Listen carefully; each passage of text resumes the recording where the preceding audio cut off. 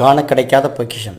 இந்த படத்தில் நீங்கள் பார்க்குறது ஆளாக்கு, உலக்கு, படி, மானிப்படி, நாளி, பக்கா, மரக்கால், குருணி, பதக்கு, முக்குருணி.